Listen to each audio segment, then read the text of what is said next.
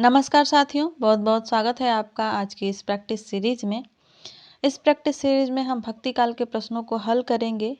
हिंदी साहित्य के इतिहास को हमने भक्ति काल तक समाप्त कर लिया है। रीतिकाल का अध्ययन करने से पहले हम भक्ति काल के प्रश्नों को देखेंगे। चलिए देखते हैं आज का पहला प्रश्न। पहला प्रश्न है, रामानंद जी ने अपनी गुरु परंपरा का उल्लेख किस ग्रंथ में किया है? ऑप्शन में है वैष्णव मताब्ज भास्कर, जानकी मंगल, गो संकट या श्री रामार्चन पद्धति। इसका सही उत्तर हो जाएगा श्री रामार्चन पद्धति। इस ग्रंथ में इन्होंने अपनी गुरु परंपरा का उल्लेख किया है। अगला प्रश्न है, भक्तमाल के रचयिता कौन है? ऑप्शन में है कुंभन दास, नाभादास, नारायण दास या कृष्णदास। सही उत्तर हो जाएगा नाभादास। भक्तमाल के रचयिता जो हैं नाभादास हैं, इन्होंने सन 1586 ईस्वी में इसकी रचना की थी, यानी भक्तमाल की रचना की थी। कहीं कहीं पर 1585 भी मिलता है, लेकिन ज़्यादा सही 1586 है। 93 नंबर का प्रश्न है, राम रक्षा स्तोत्र के रचयिता हैं? ऑप्शन में है रामानुज, तुलसीदास, रामानंद या सूरदास। राम रक्षा स्तोत्र जो है रामानंद की रचना है, तो सही उत्तर हो जाएगा इसका रामानंद, यानी 3 नंबर वाला। 94 नंबर का प्रश्न है, वैष्णव भक्ति के प्रतिष्ठापक आचार्य कौन है? ऑप्शन में है रामानुज, तुलसीदास, कबीर या रामानंद। वैष्णव भक्ति के प्रतिष्ठापक आचार्य रामानंद हैं, सही उत्तर हो जाएगा इसका 4 नंबर का रामानंद। 95 नंबर का प्रश्न पूछा गया है कि किस आदि काव्य को राम कथा का मूल स्रोत माना जाता है? यानी राम कथा से संबंधित जितने भी ग्रंथ हैं, उनमें जो कथाएं हैं वो कहाँ से ली गई हैं? ऑप्शन में है रामचरितमानस, वाल्मीकि रामायण, जानकी मंगल या पार्वती मंगल। सही उत्तर हो जाएगा इसका वाल्मीकि रामायण। वाल्मीकि रामायण से ही जितनी भी कथाएं हैं वो ले करके राम कथा के जितने भी ग्रंथ हैं वो लिखे गए हैं। 96 नंबर का प्रश्न देखते हैं। पूछा गया है कि अष्टयाम के रचनाकार कौन है? ऑप्शन में है नाभादास, कृष्णदास, परमानंद दास या अग्रदास। इसका सही उत्तर हो जाएगा नाभादास। नाभादास ने अष्टयाम की रचना की है और इसका समय जो है वो 1594 ईस्वी है। 1594 में नाभादास ने अष्टयाम की रचना की। इसमें राम व सीता के 8 प्रहरों की लीलाओं का वर्णन मिलता है। 97 नंबर का प्रश्न देखते हैं। पूछा गया है, अंगद पैज काव्य के रचनाकार कौन है? ऑप्शन में है सूरदास, तुलसीदास, ईश्वरदास और कबीरदास। अंगद पैज जो रचना है वो ईश्वरदास की रचना है, तो सही उत्तर हो जाएगा इसका 3 नंबर का ईश्वरदास। 98 नंबर का प्रश्न देखते हैं। पूछा गया है कि तुलसी चरित रचना किसकी है? ऑप्शन में है रघुबर दास, नरहरि दास, बेनी माधव और तुलसीदास। इसका सही उत्तर हो जाएगा रघुवर दास। तुलसी चरित जो है रघुबर दास की रचना है। 99 नंबर का प्रश्न है, मूल गोसाई चरित के रचनाकार कौन है? ऑप्शन दिया गया है रघुवर दास, बेनी माधव दास, तुलसीदास या मीराबाई। मूल गोसाई चरित जो है बेनी माधव की रचना है, जो कि तुलसीदास के शिष्य भी थे, तो ये रचना इनकी है। सही उत्तर हो जाएगा 2 नंबर का बेनी माधव दास। 100 नंबर का प्रश्न है। पूछा गया है कि तुलसीदास के गुरु का क्या नाम था? बहुत ही लड्डू क्वेश्चन है, बहुत ही आसान सा क्वेश्चन है। परीक्षाओं में जो है आसान प्रश्न भी जल्दबाजी में गलत हो जाते हैं, ओवर कॉन्फिडेंस में गलत हो जाते हैं। चलिए देखते हैं। ऑप्शन में है नरहरियानंद, बेनी माधव दास, रामानुज या रहीम। तुलसीदास के गुरु का नाम नरहरियानंद था, तो सही उत्तर हो जाएगा ए 1 नंबर का सही उत्तर हो जाएगा नरहरियानंद। 101 नंबर का प्रश्न है, आचार्य शुक्ल ने तुलसी रचित ग्रंथों की संख्या कितनी मानी है? ऑप्शन में है 15, 7, 12 और 20। जब हम भक्ति काल पढ़ रहे थे उसमें मैंने एक ही क्लास में तुलसीदास को संपूर्ण उनकी रचनाओं के बारे में संपूर्ण तथ्यों को बताया था आप लोगों को, और उसमें विभिन्न विद्वानों के अनुसार तुलसीदास की कितनी कितनी रचनाएं हैं, क्योंकि अलग अलग विद्वानों ने अलग अलग रचनाएं मानी हैं, अलग अलग संख्या मानी है। तो उसमें मैंने बताया था आचार्य रामचंद्र शुक्ल ने तुलसीदास की रचनाओं की संख्या जो है वो 12 मानी है, तो सही उत्तर हो जाएगा 12। अगर आपने वो क्लास अभी तक नहीं देखी है तुलसीदास वाली, तो आप लोग ज़रूर देखिएगा। उसमें तुलसीदास की सभी रचनाओं के बारे में महत्वपूर्ण महत्वपूर्ण तथ्य हैं जो परीक्षाओं में पूछे जाते हैं। आगे बढ़ते हैं और 102 नंबर का प्रश्न है। एक कथन है, पूछा जा रहा है, भारतवर्ष का लोकनायक वही हो सकता है जो समन्वय करने का अपार धैर्य लेकर आया हो। तुलसी के संदर्भ में यह पंक्ति किसकी है? डॉक्टर नगेंद्र, आचार्य रामचंद्र शुक्ल, धीरेन्द्र वर्मा या हजारी प्रसाद द्विवेदी? इसका सही उत्तर हो जाएगा हजारी प्रसाद द्विवेदी। ये जो कथन है ये हजारी प्रसाद द्विवेदी जी का है। आगे बढ़ते हैं और 103 नंबर का प्रश्न देखते हैं। पूछा गया है कि भक्तमाल का रचना काल क्या है? ऑप्शन में है 1550 ईस्वी, 1530 ईस्वी, 1596 ईस्वी या 1600 ईस्वी। इसमें से कोई भी ऑप्शन सही नहीं है। भक्तमाल का जो रचना काल है वो 1586 ईस्वी है। सही उत्तर हो जाएगा इसका 1586 ईस्वी।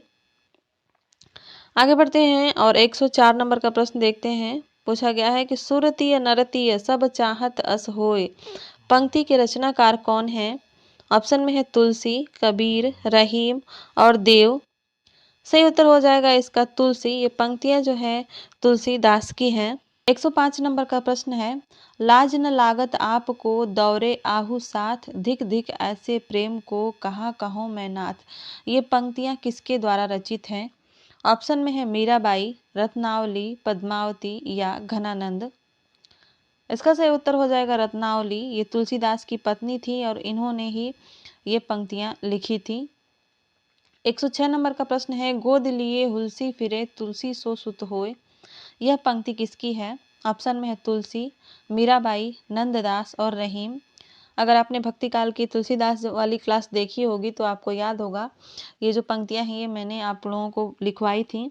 ये पंक्तियां जो हैं वो है रहीम दास की। रहीम दास ने तुलसी के बारे में, तुलसीदास के बारे में ये कहा था कि गोद लिए हुलसी फिरे तुलसी सो सुत होय। और इसमें श्लेष अलंकार था। हुलसी यानी तुलसीदास की माता और हुलसी यानी प्रसन्न। 107 नंबर का प्रश्न देखते हैं। पूछा गया है कि रामचरितमानस को पूरा करने में तुलसीदास को कितना समय लगा? ऑप्शन में है 2 वर्ष 7 माह, 1 वर्ष, 4 वर्ष या 3 वर्ष। सही उत्तर हो जाएगा 2 वर्ष 7 माह। तुलसीदास ने रामचरितमानस को 2 वर्ष 7 माह में लिखा था। 108 नंबर का प्रश्न है, तुलसीदास ने रामचरितमानस की रचना किस पद्धति पर की है? गीत पद्धति पर, कवित्त सवैया पद्धति पर, दोहा चौपाई पद्धति पर या छप्पय पद्धति पर? तो तुलसीदास ने रामचरितमानस जो है दोहा चौपाई पद्धति पर किया है। सही उत्तर हो जाएगा इसका 3 नंबर, दोहा चौपाई पद्धति। आगे बढ़ते हैं और 109 नंबर का प्रश्न देखते हैं। गीत पद्धति पर तुलसी ने कौन सी रचना लिखी है? ऑप्शन में है जानकी मंगल, विनय पत्रिका, रामलला नेहचू और रामचरितमानस। सही उत्तर हो जाएगा इसका विनय पत्रिका। विनय पत्रिका को इन्होंने गीत पद्धति पर लिखा हुआ है। 110 नंबर का प्रश्न है, रीझी आपनी बूझ पर खीजी विचार विहीन, ते उपदेश न मानही मोह महोदधि मीन। यह दोहा किसका है? ऑप्शन में है तुलसीदास, कबीरदास, रहीमदास या रामानंद। सही उत्तर हो जाएगा तुलसीदास। ये जो दोहा है ये तुलसीदास का है। 111 नंबर का प्रश्न देखते हैं। तुलसीदास को कलिकाल का वाल्मीकि किसने कहा है? रामचंद्र शुक्ल ने, ग्रियर्सन ने, स्मिथ ने या नाभादास ने? इसका सही उत्तर हो जाएगा नाभादास ने। नाभादास ने जो है तुलसीदास को कलिकाल का वाल्मीकि कहा है। 112 नंबर का प्रश्न है, रामचरितमानस में कितने कांड हैं? ऑप्शन में है 7, 5, 9 और 10। इसका सही उत्तर हो जाएगा 7। रामचरितमानस में 7 कांड हैं और इनके कांडों का जो है क्रम पूछ लिया जाता है। तो आप लोग इसको क्रम से याद कर सकते हैं, ट्रिक से याद कर सकते हैं। जैसे बालक अयोध्या ने अरण्य की लंका को उत्तर दिया, तो इस तरह से आप उसको याद कर सकते हैं। क्रम से आएगा बालक से बालकांड, अयोध्या कांड, अरण्य कांड, किष्किंधा कांड, सुंदर कांड और फिर लंका कांड और उसके बाद उत्तर कांड। इस तरह से आपको याद कर सकते हैं। आगे बढ़ते हैं और अगला प्रश्न देखते हैं 113 नंबर का। 113 नंबर में पूछा गया है कि तुलसीदास जी उत्तरी भारत की समग्र जनता के हृदय मंदिर में पूर्ण प्रेम प्रतिष्ठा के साथ विराज रहे हैं। यह पंक्ति किसकी है? हजारी प्रसाद द्विवेदी की, रामचंद्र शुक्ल की, डॉक्टर नगेंद्र की या रामविलास शर्मा की? सही उत्तर हो जाएगा आचार्य रामचंद्र शुक्ल की। ये पंक्ति जो है आचार्य रामचंद्र शुक्ल की है। 114 नंबर का प्रश्न देखते हैं। पूछा गया है, राम को रूप निहारत जानकी कंगन के नग की परछाई। पंक्ति तुलसी के किस ग्रंथ से ली गई है? विनय पत्रिका से है, रामचरितमानस से है, कवितावली से है या गीतावली से है? इस पंक्ति में कहा गया है कि जो राम का जो रूप है उसको सीता जी कहाँ पे देख रही हैं? जो उनके कंगन में जो नग लगा है, शीशा लगा हुआ है, उसमें राम जी दिखाई दे रहे हैं और उससे वहाँ पे वो देख रही हैं। यहाँ पे श्रृंगार रस हो जाएगा। और ये जो पंक्तियाँ हैं ये कवितावली से हैं, तो सही उत्तर हो जाएगा इसका 3 नंबर, कवितावली। अगला प्रश्न देखते हैं। 115 नंबर का पूछा गया है कि वैराग्य संदीपनी किस कवि की रचना है? ऑप्शन है तुलसीदास, कबीरदास, वियोगी हरि या रैदास। वैराग्य संदीपनी तुलसीदास की रचना है, तो सही उत्तर हो जाएगा इसका ए, तुलसीदास। आगे बढ़ते हैं और 116 नंबर का प्रश्न देखते हैं। पूछा जा रहा है कि गोस्वामी तुलसीदास ने अपने विश्व प्रसिद्ध महाकाव्य रामचरितमानस को किस भाषा में रचा था? ऑप्शन में है ब्रज, अवधी, खड़ी बोली और राजस्थानी। इसका सही उत्तर हो जाएगा अवधी। इन्होंने अवधी भाषा में रामचरितमानस की रचना की थी। आगे बढ़ते हैं और अगला प्रश्न देखते हैं। 117 नंबर का प्रश्न है कि विनय पत्रिका की भाषा क्या है? विनय पत्रिका की भाषा कौन सी है? अवधी है, खड़ी बोली है, अपभ्रंश है या ब्रज भाषा है? विनय पत्रिका की भाषा जो है वो ब्रज भाषा है। सही उत्तर हो जाएगा इसका 4 नंबर का। आगे बढ़ते हैं और 118 नंबर का प्रश्न देखते हैं। पूछा गया है कि 12वें रामायण में कितने कांड और कितने छंद हैं? ऑप्शन में है 2 कांड 70 छंद, 5 कांड 30 छंद, 7 कांड 69 छंद या 9 कांड 115 छंद। इसका सही उत्तर हो जाएगा 7 कांड और 69 छंद। 12वें रामायण में 7 कांड हैं। रामचरितमानस की तरह इसमें भी 7 कांड मिलते हैं और छंदों की संख्या 69 है, 69। 119 नंबर का प्रश्न है कि संत तुलसीदास की दोहावली में कुल कितने दोहे हैं? ये बहुत ही डीपली प्रश्न है, तो तुलसीदास वाली क्लास आप लोग ज़रूर देख लीजिएगा। वो परीक्षा की दृष्टि से बहुत ही महत्वपूर्ण क्लास है, क्योंकि ऐसे प्रश्न जब आ जाते हैं रचना के अंदर से कि उसमें कितने दोहे हैं या कितने कांड हैं या कौन से दोहे हैं, कौन से छंद हैं, तो इस तरह से जब प्रश्न आते हैं तो बहुत ज़रूरी हो जाता है कि उस रचना को हम डीपली अध्ययन करें। तो उस क्लास को आप लोग अवश्य देख लीजिएगा। यहाँ पे पूछा जा रहा है कि संत तुलसीदास की दोहावली में कुल कितने दोहे हैं? ऑप्शन में है 473, 572, 500 या 372। तुलसीदास की दोहावली में 573 दोहे हैं, तो इसमें से कोई भी ऑप्शन मैच नहीं कर रहा है। 573 दोहे हैं और ये रचना 1583 की है। 1583 ईस्वी में इन्होंने इसको लिखा था। आगे बढ़ते हैं और अगला प्रश्न देखते हैं। 120 नंबर का प्रश्न पूछा गया है कि दुल्हन गावहु मंगलाचार, हम घर आए हो राजा राम भरतार। ये पद किसने लिखा है? ऑप्शन में है रामदास, रामानंद, कबीरदास या सूरदास। इसका सही उत्तर हो जाएगा कबीरदास। ये पंक्तियां कबीरदास की हैं। इसका सही उत्तर हो जाएगा 3, कबीरदास। 121 नंबर का प्रश्न है कि कलि कुटिल जीव निस्तार हित वाल्मीकि तुलसी भयो। यह पंक्ति किसकी है? नाभादास की, अग्रदास की, तुलसीदास की या प्रियादास की? इसका सही उत्तर हो जाएगा नाभादास। ये पंक्ति जो है नाभादास की है और इसी पंक्ति में जो है नाभादास ने तुलसीदास को वाल्मीकि का अवतार कहा है। आगे देखते हैं। 122 नंबर का प्रश्न है, रामायण महानाटक के रचयिता कौन है?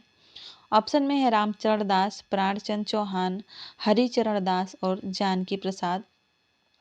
रामायण महानाटक जो है प्राणचंद चौहान की रचना है। सही उत्तर हो जाएगा इसका 2, प्राणचंद चौहान। 123 नंबर का प्रश्न देखते हैं। राम भक्ति मार्ग के अंतर्गत श्रृंगारी भावना के प्रवर्तक कौन थे? ऑप्शन में हरिचरण दास, जानकी प्रसाद, रामचरण दास या तुलसीदास। इसका सही उत्तर हो जाएगा रामचरण दास। इन्होंने ही राम भक्ति मार्ग में, राम भक्ति परंपरा में श्रृंगारी भावना की शुरुआत की थी। आगे बढ़ते हैं और देखते हैं। 124 नंबर का प्रश्न पूछा जा रहा है कि सीताराम को युगल सरकार का संबोधन कौन से मत के लोग देते हैं? ऑप्शन में है हरिदासी संप्रदाय, सखी संप्रदाय, श्री संप्रदाय या स्वसुखी संप्रदाय। इसका सही उत्तर हो जाएगा स्वसुखी संप्रदाय यानी स्वसुखी शाखा। इस शाखा में जो है सीताराम को युगल सरकार का संबोधन दिया जाता है। 125 नंबर का प्रश्न है, नाभादास के गुरु का क्या नाम था? ऑप्शन में है अग्रदास, अग्र अली, प्रियादास या नंददास। सही उत्तर हो जाएगा अग्रदास। नाभादास के गुरु का नाम जो है अग्रदास था। 126 नंबर का प्रश्न देखते हैं, भक्तमाल के टीकाकार निम्न में से कौन है? यानी किसने भक्तमाल की टीका लिखी थी? नाभादास ने, प्रियादास ने, अग्रदास ने या तुलसीदास ने? भक्तमाल की टीका लिखी थी प्रियादास ने, जो बहुत ही प्रसिद्ध है। सही उत्तर हो जाएगा इसका प्रियादास। 127 नंबर का प्रश्न है, रास पंचाध्यायी के रचयिता निम्न में से कौन है? ऑप्शन में है तुलसीदास, नंददास, अग्रदास और प्रियादास। रास पंचाध्यायी की रचना जो है नंददास ने की थी। सही उत्तर हो जाएगा इसका नंददास। आगे बढ़ते हैं और 128 नंबर का प्रश्न देखते हैं, भक्त नामावली किसकी रचना है? ध्रुवदास की, नाभादास की, प्रियादास की या नंददास की? भक्त नामावली जो है ध्रुवदास की रचना है। सही उत्तर हो जाएगा इसका एक, ध्रुवदास। 129 नंबर का प्रश्न देखते हैं, निम्नलिखित में से भक्ति आंदोलन को लोक जागरण किसने कहा था? अज्ञेय ने, हजारी प्रसाद द्विवेदी ने, डॉक्टर नगेंद्र ने या ग्रियर्सन ने? सही उत्तर हो जाएगा हजारी प्रसाद द्विवेदी ने। हजारी प्रसाद द्विवेदी जी ने भक्ति आंदोलन को लोक जागरण कहा था। रामविलास शर्मा ने भी भक्ति आंदोलन को लोक जागरण कहा था। 130 नंबर का प्रश्न देखते हैं, बुद्धदेव के बाद भारत के सर्वाधिक बड़े लोक नायक तुलसी ही हैं। यह पंक्ति किसकी है, यानी यह कथन किसका है? ऑप्शन में है Hazari Prasad Dwivedi, doctor Nagendra, George Grierson या आचार्य रामचंद्र शुक्ल। ऐसा कहा था जॉर्ज ग्रियर्सन ने। जॉर्ज ग्रियर्सन ने भगवान बुद्ध के बाद तुलसी को सबसे बड़ा लोकनायक माना है। 131 यानी 31 नंबर का प्रश्न है, रामचरितमानस में वक्ता श्रोता युग्म कितने हैं? एक बार फिर से मैं आपको बता देती हूँ कि तुलसीदास की जो क्लास है उसमें मैंने बहुत ही बारीकी से आपको बताया है कि रामचरितमानस में कितने वक्ता और कितने श्रोता के युग्म चलते हैं। ऑप्शन है 2, 3, 5 और 4। इसका सही उत्तर हो जाएगा 4। सबसे पहले जो वक्ता श्रोता है वो है शिव पार्वती। शिव जी हैं वक्ता और पार्वती जी हैं श्रोता। शिव और सबसे पहले जो हैं वो वक्ता श्रोता है। वहीं दूसरे वक्ता श्रोता है काकभुसुंडी जी और गरुड़ जी। तीसरे जो वक्ता श्रोता है वो याज्ञवल्क्य जी हैं और भारद्वाज जी हैं, ऋषि भारद्वाज जी। और चौथे जो वक्ता श्रोता है उसमें वक्ता है तुलसीदास और श्रोता जो है वो संत समाज है। तो इस तरह से 4 श्रेणियाँ, 4 वक्ता श्रोता युग्म मिलते हैं। अगला प्रश्न देखते हैं। 132 नंबर का प्रश्न है कि रामचरितमानस की रचना का आरंभ किस क्षेत्र से हुआ? ऑप्शन में अयोध्या, सोरो, वृंदावन या श्रीलंका। सही उत्तर हो जाएगा अयोध्या। रामचरितमानस की रचना की शुरुआत जो है तुलसीदास ने अयोध्या से की थी। 133 नंबर का प्रश्न है कि चारहु फल मानत चारहु चढ़क को पंक्ति किसकी है? ऑप्शन में है तुलसीदास, केशवदास, कबीरदास और नंददास। सही उत्तर हो जाएगा तुलसीदास। ये पंक्तियां जो हैं तुलसीदास की हैं। 34 नंबर का प्रश्न देखते हैं। पूछा जा रहा है कि जायसी को महाकवि के रूप में किस आलोचक ने प्रतिष्ठित किया? नंद दुलारे वाजपेयी ने, डॉक्टर नगेंद्र ने, रामचंद्र शुक्ल ने या धीरेन्द्र वर्मा ने? सही उत्तर हो जाएगा इसका रामचंद्र शुक्ल ने। रामचंद्र शुक्ल ने ही मलिक मोहम्मद जायसी को महाकवि के रूप में प्रतिष्ठित किया था। 135 नंबर का प्रश्न देखते हैं। 84 वैष्णवन की वार्ता के रचयिता कौन है? गोकुलनाथ, नंददास, अग्रदास या प्रियादास? सही उत्तर हो जाएगा इसका गोकुलनाथ। गोकुलनाथ ने ही 84 वैष्णवन की वार्ता लिखी थी। 36 नंबर का प्रश्न है कि 252 वैष्णवन की वार्ता के रचनाकार कौन है? नंददास, गोकुलदास, तुलसीदास या प्रियादास? इसके भी रचनाकार गोकुलनाथ हैं। 84 वैष्णवन की वार्ता और 252 वैष्णवन की वार्ता दोनों के रचनाकार गोकुलनाथ हैं। अगला प्रश्न है 137 नंबर का। पूछा जा रहा है कि अग्रदास की भक्ति किस भाव की है? श्रृंगार भाव की, वात्सल्य भाव की, दास्य भाव की या माधुर्य भाव की? अग्रदास की जो भक्ति है वो माधुर्य भाव की है। सही उत्तर हो जाएगा इसका माधुर्य भाव। 38 नंबर का प्रश्न है कि तुलसीदास की भक्ति किस भाव की है? माधुर्य भाव की, सख्य भाव की, दास्य भाव की या निर्वेद भाव की? तुलसीदास की भक्ति दास्य भाव की भक्ति थी, तो सही उत्तर हो जाएगा इसका सी, दास्य भाव। 139 नंबर का प्रश्न है कि पराधीन सपने सुख नाही, उन यह पंक्ति किसकी है? कबीरदास की, रैदास की, सूरदास की या तुलसीदास की? ये जो पंक्तियां हैं ये तुलसीदास की हैं, तो सही उत्तर हो जाएगा इसका तुलसीदास। 140 नंबर की तरफ देखते हैं। पूछा गया है कि साखी सबदी दो हरा, कवि कहिनी उपखान, भगति निरूपहि भगत कली, निंदहि वेद पुराण। किस कवि की पंक्तियां हैं? तुलसीदास की, रसखान की, कबीर की या रैदास की? सही उत्तर हो जाएगा इसका तुलसीदास। ये जो पंक्तियां हैं तुलसीदास की हैं और रचना इनकी जो है दोहावली, उसी से ये पंक्तियां ली गई हैं। इसको भी आप लोग ध्यान रखिएगा।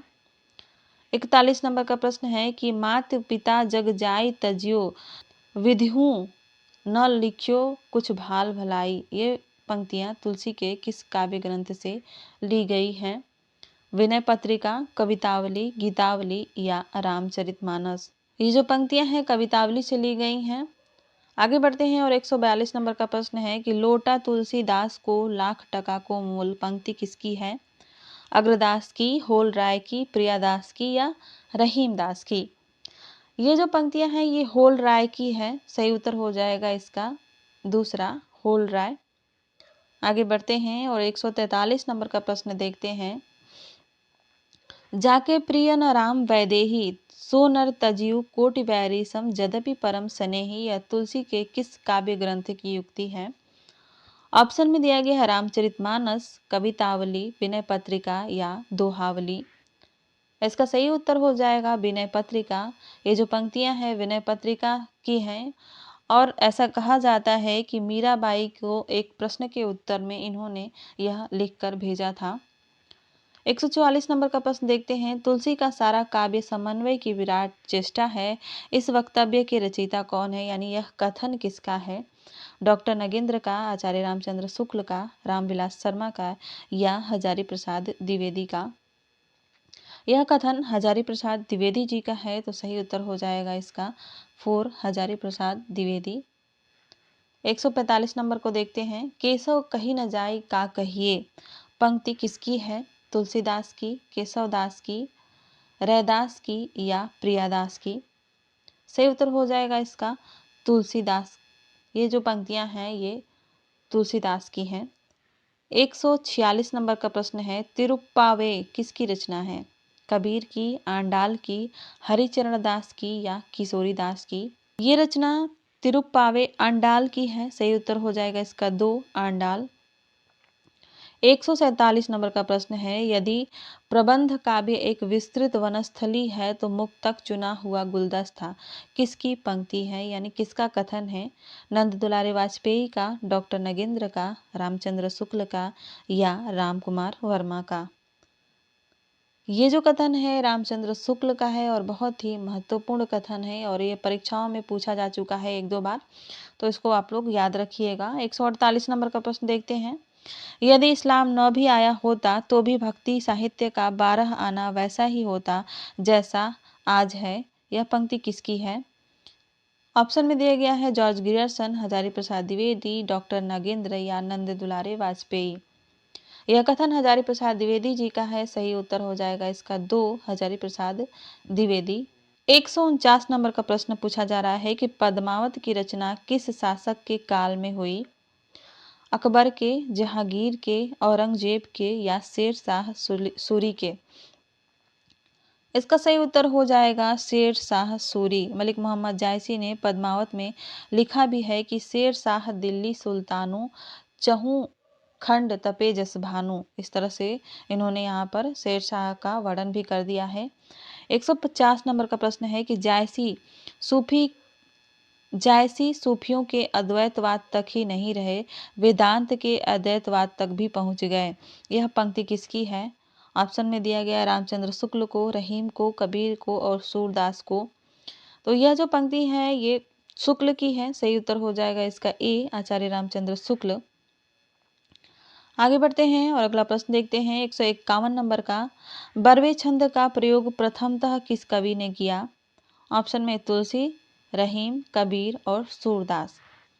सही उत्तर हो जाएगा इसका रहीम। रहीम दास ने सर्वप्रथम बरवे छंद का प्रयोग किया था और ये बरवे छंद के जनक भी माने जाते हैं। इस बात को आप लोग ध्यान रखिएगा, ये बरवे छंद के जनक भी माने जाते हैं और इनकी रचना का नाम है बरवे नायिका भेद।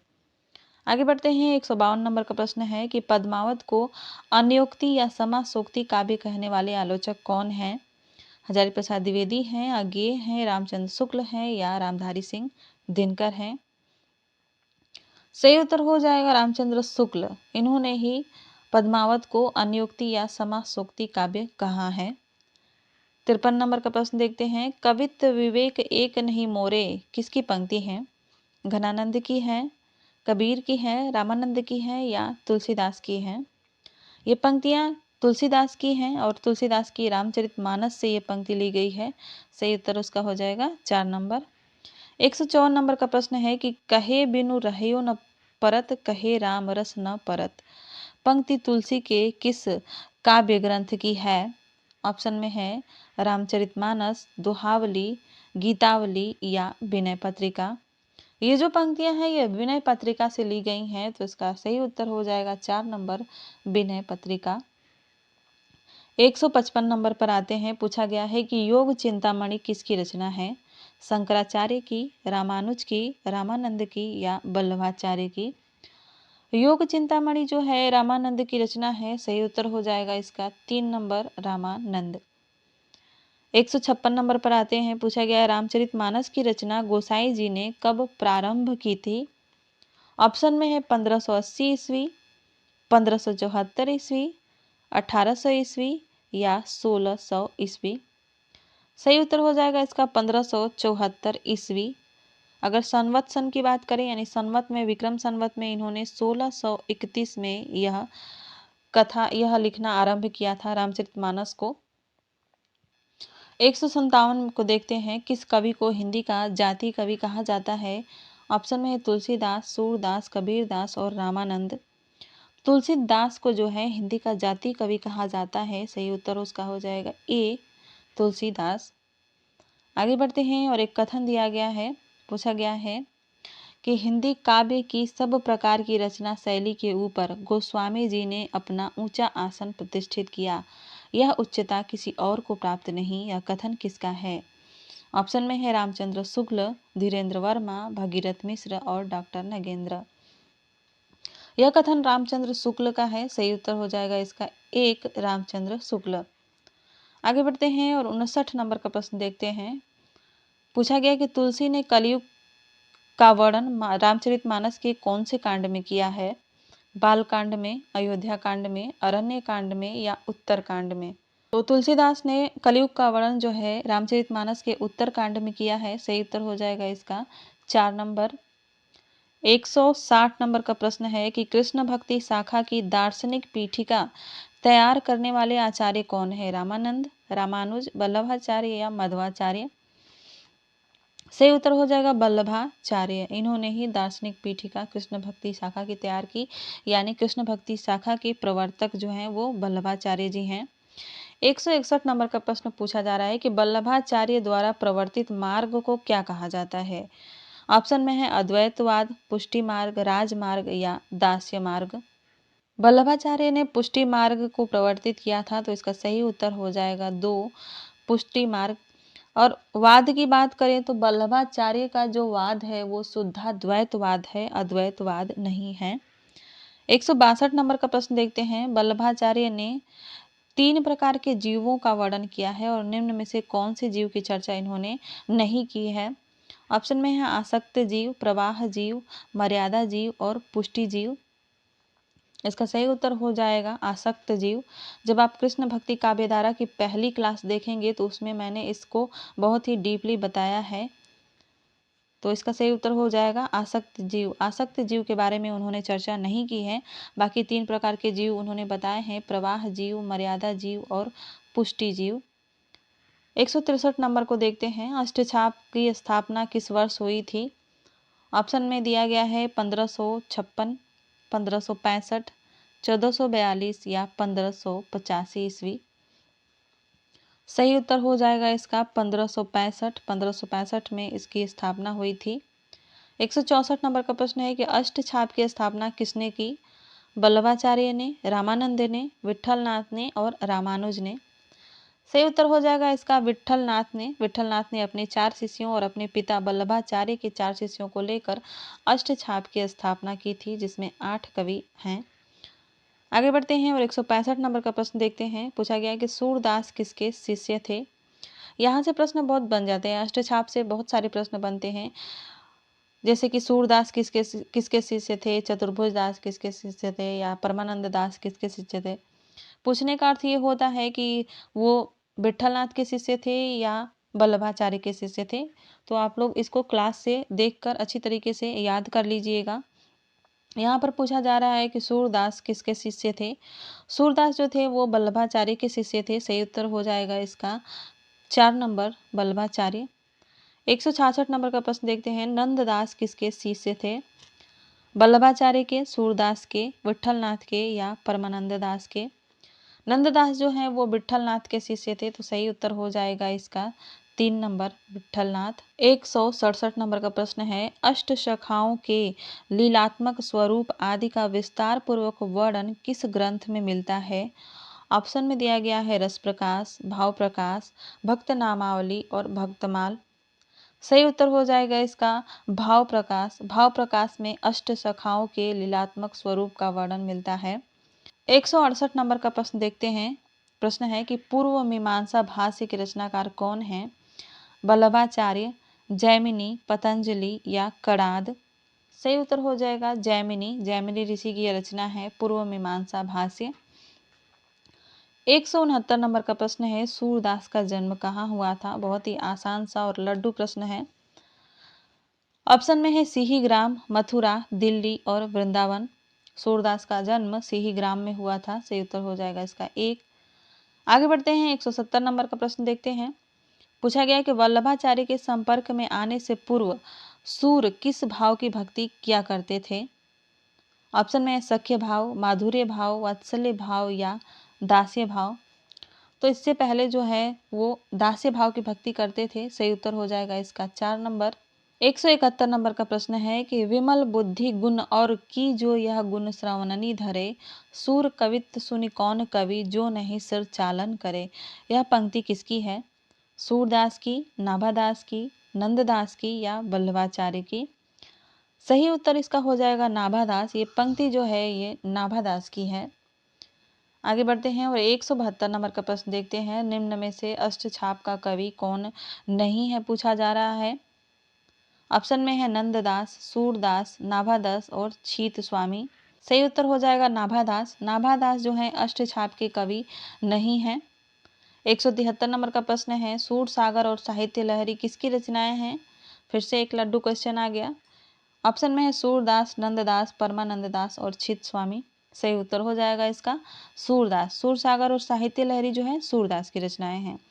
174 नंबर का प्रश्न है। दृष्टकूट पदों का संग्रह सूर की किस रचना में संग्रहित है? सूर सागर में, साहित्य लहरी में, सूर सारावली में या राधा रस केली में। इसका सही उत्तर हो जाएगा साहित्य लहरी में। साहित्य लहरी में जो है दृष्टकूट पद मिलते हैं जो कि संख्या में 118 हैं, यानी साहित्य लहरी में 118 दृष्टकूट पद मिलते हैं। 175 नंबर का प्रश्न है कि भ्रमर गीत का मुख्य आधार क्या रहा है? यानी जितने भी भ्रमर गीत ग्रंथ लिखे गए हैं, भ्रमर गीत से संबंधित पद लिखे गए हैं, वह कहाँ से लिए गए हैं? ऑप्शन में है द्वादश स्कंद, गीता, भागवत का 10वां स्कंद और उपनिषद। इसका सही उत्तर हो जाएगा भागवत का 10वां स्कंद। यहीं से आधार लेकर भ्रमर गीत के जितने भी ग्रंथ हैं वो लिखे गए हैं। भ्रमर गीत बहुत सारे संतों ने लिखा है। 176 नंबर का प्रश्न देखते हैं। पूछा जा रहा है कि अनुखन माधव माधव सुमिर इत सुंदर भेली मधाई किसकी पंक्ति है? ऑप्शन में है विद्यापति, सूरदास, मीराबाई या रसखान। इसका सही उत्तर हो जाएगा विद्यापति। ये पंक्तियां जो हैं विद्यापति की हैं। एक और प्रश्न देखते हैं। 177 नंबर का प्रश्न देखते हैं। पूछा गया है कि जिस प्रकार रामचरित का गान करने वाले भक्त कवियों में गोस्वामी तुलसीदास जी का स्थान श्रेष्ठ है, उसी प्रकार कृष्ण चरित गाने वाले भक्त कवियों में महात्मा सूरदास जी का वास्तव में ये हिंदी काव्य गगन के सूर्य और चंद्र हैं। यह किसकी पंक्तियां हैं? हजारी प्रसाद द्विवेदी की, रामचंद्र शुक्ल की, राहुल सांकृत्यायन की या डॉक्टर नगेंद्र की? इसका सही उत्तर हो जाएगा रामचंद्र शुक्ल। ये पंक्तियां जो है रामचंद्र शुक्ल की हैं। वैसे इससे पहले भिखारी दास ने भी इनको सूर्य और चंद्रमा कह दिया था। उन्होंने कहा था कि सूर सूर तुलसी शशि उड़गन केशव दास, अब के कवि खद्दोत सम, जह तह करत प्रकाश। 178 नंबर का प्रश्न देखते हैं। पूछा जा रहा है कि श्रृंगार और वात्सल्य के क्षेत्र में जहाँ तक इनकी दृष्टि पहुँची वहाँ तक किसी कवि की नहीं। इन दोनों क्षेत्रों में तो इस महाकवि ने मानो औरों के लिए कुछ छोड़ा ही नहीं। यह पंक्ति किसकी है? हजारी प्रसाद द्विवेदी की, धीरेन्द्र वर्मा की, पारसनाथ तिवारी की या रामचंद्र शुक्ल की? सही उत्तर हो जाएगा इसका रामचंद्र शुक्ल। ये जो पंक्तियां हैं रामचंद्र शुक्ल की हैं। अगला प्रश्न है 179। रसमंजरी के रचयिता हैं धर्मदास, सूरदास, नंददास और कृपाराम। रसमंजरी जो है वो नंददास की रचना है। सही उत्तर हो जाएगा इसका 3 नंबर नंददास। 180 नंबर का प्रश्न है ताहि छन उड़ुराज उदित रस रास सहायक, कुमकुम मंडित वदन प्रिया जनु नागरी नायक। यह किसकी पंक्तियां हैं? ऑप्शन में है सूरदास, नंददास, रसखान और मीराबाई। सही उत्तर हो जाएगा इसका नंददास। ये जो पंक्तियां हैं नंददास की हैं। अगला प्रश्न देखते हैं। 181 नंबर का प्रश्न है मोह मन गिरधर छवि पे अटक्यो, ललित त्रिभंग चाल पे चलिके, चिबुक चारु गढ़ी टटक्यो। यह पंक्ति किसकी है? कृष्णदास की, सूरदास की, मीरा की या परमानंद दास की? इसका सही उत्तर हो जाएगा कृष्णदास की। ये पंक्तियां जो है वो कृष्णदास की हैं। 182 नंबर का प्रश्न पूछा जा रहा है कि कहाँ करो बैकुंठ जाय, जहाँ नहीं नंद जहाँ न यशोदा, नहीं जहाँ गोपी ग्वाल न गाय। यह पंक्ति किसकी है? ऑप्शन में है कुंभन दास, परमानंद दास, नंददास या सूरदास। ये जो है परमानंद दास की पंक्तियां हैं। सही उत्तर इसका हो जाएगा 2 नंबर परमानंद दास। इस पंक्ति में कहा जा रहा है कि बैकुंठ जाकर यानी स्वर्ग जाकर हम क्या करेंगे, जहाँ वहाँ पर हमें ना ही नंद मिलेंगे, ना ही यशोदा माता मिलेंगी, ना ही गोपियाँ रहेंगी, ना ही ग्वाले रहेंगे और ना ही गायें रहेंगी। तो हमें वहाँ पर जाकर क्या करना? तो ये पंक्तियाँ थी परमानंद दास की। आगे बढ़ते हैं। 183 नंबर का प्रश्न देखते हैं। 183 नंबर में पूछा गया है कि संतन सो कहा सीकरी सो काम, आवत जात पन्हैया टूटी, बिसर गयो हरि नाम। यह पंक्तियां किसकी हैं? परमानंद दास की, सूरदास की, कुंभन दास की या छीत स्वामी की? ये जो पंक्तियां हैं कुंभन दास की हैं। सही उत्तर हो जाएगा इसका सी कुंभन दास। अकबर ने इनको अपने यहाँ बुलाया था और ये अकबर के पास गए थे और अकबर के सामने ही इन्होंने यह पंक्तियाँ पढ़ी थी कि संतन सो कहाँ सीकरी सो काम, यानी संतों को जो है फतेहपुर सीकरी से क्या काम है, आने जाने में ही हमारी जो पन्हैया यानी जूती है वो टूट गई है और बिसर गयो हरिनाम यानी भगवान का नाम भी हम भूल गए। 184 नंबर का प्रश्न है कि जुगलमान चरित किसकी रचना है? ऑप्शन में है रसखान, परमानंद, मीराबाई या कृष्णदास। इसका सही उत्तर हो जाएगा कृष्णदास। जुगलमान चरित जो है वो कृष्णदास की रचना है। आते हैं 185 नंबर के प्रश्न पर। पूछा जा रहा है कि हितजू को मंगल किसकी रचना है? कृष्णदास की, सूरदास की, चतुर्भुज दास की या नंददास की? ये जो रचना है ये चतुर्भुज दास की है। सही उत्तर हो जाएगा इसका 3 नंबर चतुर्भुज दास। 186 नंबर का प्रश्न है राधा वल्लभी संप्रदाय के प्रवर्तक कौन है? नंददास, गोसाई हित हरिवंश, रामानंद या सूरदास? इसका सही उत्तर हो जाएगा गोसाई हित हरिवंश। कृष्ण भक्ति से संबंधित जितने भी संप्रदाय हैं उन सभी को हमने बहुत ही बारीकी से अध्ययन किया है। आप लोग कृष्ण भक्ति शाखा की जितने भी क्लासेज हुई हैं उन सभी को देखिएगा। 187 नंबर का प्रश्न है राधा सुधा निधि के रचनाकार कौन है? हित हरिवंश हैं, सूरदास हैं, नंददास हैं या मीराबाई हैं? राधा सुधा निधि जो है हित हरिवंश की रचना है। तो सही उत्तर उसका हो जाएगा 1 नंबर। 188 नंबर का प्रश्न देखते हैं। पंक्तियां हैं कि स्वस्ति श्री तुलसी कुलभूषण दूषण हरन गोसाई 12 ही बार प्रणाम करहूं अब हरहु शोक समुदाय। यह किसकी पंक्तियां हैं? ऑप्शन में है तुलसीदास, भूषण, मीराबाई या रसखान। सही उत्तर हो जाएगा इसका मीराबाई। यही वह पंक्ति है जिसको इन्होंने लिख करके तुलसीदास को भेजी थी। मीराबाई ने तुलसीदास को यह पंक्तियाँ लिखकर भेजी थी और जिसके उत्तर में जो पीछे पंक्ति आई थी उसको तुलसीदास जी ने लिखकर भेजा था कि जाके प्रिय न राम वैदेही तजिए तिन्हें कोटि वैरी सम यद्यपि परम स्नेही। 189 नंबर का प्रश्न है कि मीराबाई की उपासना किस भाव की थी? दास्य भाव की थी, माधुर्य भाव की थी या सख्य भाव की थी या वात्सल्य भाव की थी? इसका सही उत्तर हो जाएगा माधुर्य भाव। मीराबाई की जो भक्ति थी वो माधुर्य भाव की थी। सही उत्तर हो जाएगा इसका 2 नंबर। 190 नंबर का है प्रश्न कि नरसिंह जी का मायरा किसकी रचना है? मीराबाई की, गुरु नानक की, कबीर की या रामानंद की? बहुत ही आसान सा प्रश्न है। नरसिंह जी का मायरा मीराबाई की रचना है। 191 नंबर का प्रश्न है या लकुटी अरु कामरिया पर राज तिहु पुर को तजिडारो। यह किसकी पंक्तियां हैं? ऑप्शन में दिया गया है मीराबाई, रसखान, सूरदास और नंददास। यह पंक्तियां रसखान की हैं। सही उत्तर हो जाएगा इसका 2 रसखान। 192 नंबर का प्रश्न है 13 लाख संडीले आए सब साधुन मिली गट के सूरदास मदन मोहन आधी रात ही सटके। यह किसकी पंक्ति है? ये पंक्तियां आप लोगों को मैंने पढ़ाई हैं भक्ति काल के कृष्ण भक्ति शाखा के अंतर्गत। ऑप्शन में है रसखान, सूरदास मदन मोहन और सूरदास मदन मोहन। इसका सही उत्तर हो जाएगा सूरदास मदन मोहन। ये पंक्तियां जो हैं सूरदास मदन मोहन की हैं।